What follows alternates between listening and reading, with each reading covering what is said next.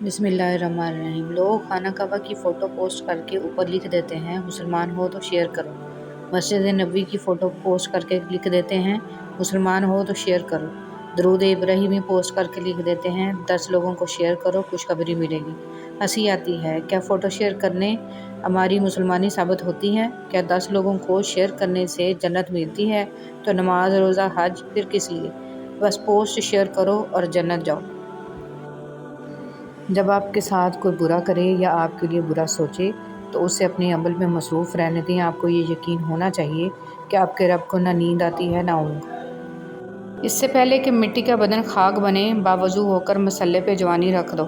اس بھاگتی ہوئی زندگی میں اپنی ذات میں کم از کم اتنا ٹھہراؤ پیدا کرنے کی کوشش ضرور کریں کہ کم از کم آپ نماز سکون سے پڑھ سکیں اپنے رب کی خاطر۔ سر جھکانا، انتظار کرنا، مان لینا، مان رکھنا، یہ دنیا کے حسین ترین واقعات ہیں۔ سنہری بات: طاقت کی ضرورت تب ہوتی ہے جب کچھ برا کرنا ہو، ورنہ دنیا میں سب کچھ پانے کے لیے آپ کا حسن عمل اور اخلاق ہی کافی ہے۔ مشکلوں پہ غور کریں گے تو مشکلیں بڑھتی چلی جائیں گی، لیکن اگر آسانیوں پہ غور کریں گے تو آسانیاں بڑھتی چلی جائیں گی۔ جس چیز پہ آپ دھیان دیں گے وہی چیز بڑھتی چلی جائے گی۔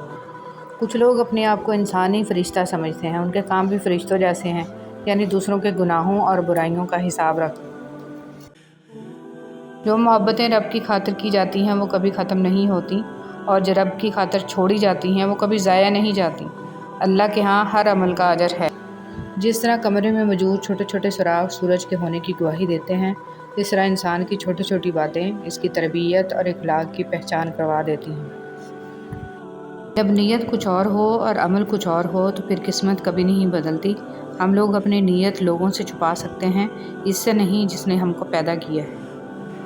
زنا کے لیے نہ عمر دیکھی، نہ رنگ دیکھا، نہ شکل دیکھی، نہ قد دیکھا، نہ دولت دیکھی۔ نکاح کے لیے عمر دیکھی، رنگ دیکھا، شکل دیکھی، قد دیکھا، دولت دیکھی۔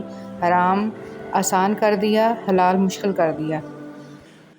دین اسلام کا راستہ قابلیت کا نہیں، قبولیت کا راستہ ہے۔ یہاں صرف پڑھے لکھے لوگوں کی طلب نہیں ہوتی، یہاں بس تڑپ والے قبول ہوتے ہیں۔ کسی کو اداس پائیں تو کچھ وقت اس کو سن لیں۔ کبھی انسان کو اپنی حالت بتانے کے لیے ایک ہمدرد کی ضرورت ہوتی ہے، کوشش کریں ایسے وقت میں نصیحت سے گریز کریں۔ راستے میں سے تکلیف دہ چیز کا ہٹانا: رسول صلی اللہ علیہ وسلم نے ارشاد فرمایا، ایک شخص راہ میں جا رہا تھا، اس نے راہ میں ایک شاخ دیکھی، کانٹوں کی، تو اس کو سرکا دیا۔ اللہ تعالیٰ نے اس نیکی کو قبول کیا اور اس کو بخش دیا۔ صبح صبح اخبار کی جگہ اگر آپ قرآن مجید کے مطالعے کا معمول بنا لیں تو معلوم ہوگا کہ اصل کام کی خبریں تو قرآن مجید میں ہیں۔ نفرت ایک مردہ ہے جسے لوگ اپنے دلوں میں رکھ کر دلوں کو قبرستان بنا لیتے ہیں۔ نیند کے غلبے میں نماز نہ پڑھنا: رسول صلی اللہ علیہ وسلم نے فرمایا، جب نماز پڑھتے وقت کسی کو اونگ آ جائے تو اسے سو جانا چاہیے، یہاں تک کہ اس سے نیند کا اثر ختم ہو جائے۔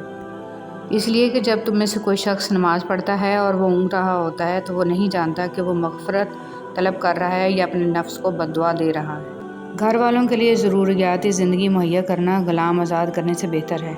حضرت امام زین العابدین رضی اللہ تعالیٰ عنہ نے فرمایا، میرے نزدیک بازار جانا اور گھر والوں کے لیے 1 درہم کا گوشت خرید کے لانا کہ جس کے لیے ان کا دل چاہ رہا ہے، غلام آزاد کروانے سے زیادہ محبوب تر ہے۔ رسول صلی اللہ علیہ وسلم نے فرمایا، ہر دن صبح 2 فرشتے اترتے ہیں، ان میں سے ایک دعا کرتے ہوئے کہتا ہے، اے اللہ خرچ کرنے والے کو بہتر بدل عطا فرما، اور دوسرا التجا کرتا ہے، اللہ جو خرچ نہ کرے اس کا مال تلف فرما دے۔ غصہ پر قابو پا لے: ایک آدمی نے رسول صلی اللہ علیہ وسلم کی خدمت میں عرض کی کہ مجھے کوئی ایسی نیکی عمل بتا دیں جو مجھے جنت میں داخل کر دے۔ رسول صلی اللہ علیہ وسلم نے فرمایا کہ بس تو غصہ پر قابو پا لے، تیرے لیے جنت ہے۔ انسان اپنے آپ کو خواہشات کے پتھروں میں چنواتا ہے، پھر جب سانس رکنے لگتا ہے تو شور مچاتا ہے۔ ایک شخص نے ایک بزرگ سے کہا، میں سکون چاہتا ہوں۔ بزرگ نے فرمایا، اس جملے میں سے میں نکال دو، یہ تکبر کی علامت ہے۔ چاہتا ہوں نکال دو، یہ خواہش نفس کی علامت ہے۔ آپ کے پاس صرف سکون ہی رہ جائے گا۔ امیر المومنین حضرت علی رضی اللہ تعالیٰ عنہ نے ارشاد فرمایا، موت حتمی ہے، رزق تقسیم ہو چکا ہے، بس اس کی تاخیر سے تمہیں غمگین نہیں ہونا چاہیے، کیونکہ حرص اسے کھینچ کر نہیں لا سکتی اور پاک دامنی سے واپس نہیں لوٹا سکتی، اور تحمل کرنا مومن کو زیب دیتا ہے۔ نماز کب کام آئے گی؟ فجر مرتے وقت، ظہر قبر میں، عصر منکر نکیر کے سوالات کے وقت، مغرب حساب کتاب کے وقت، عشاء پل صراط پر۔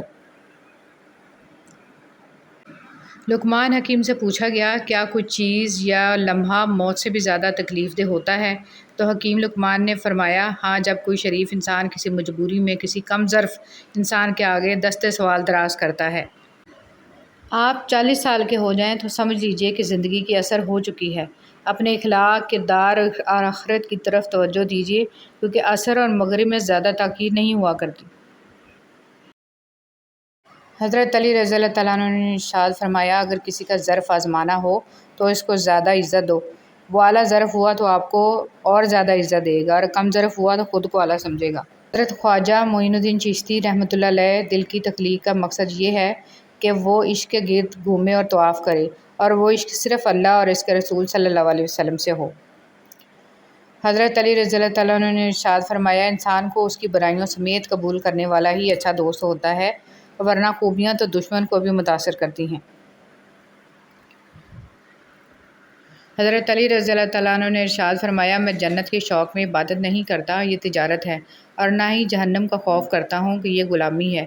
میں صرف اور صرف اس لیے عبادت کرتا ہوں کہ میرا رب عبادت کے لائق ہے۔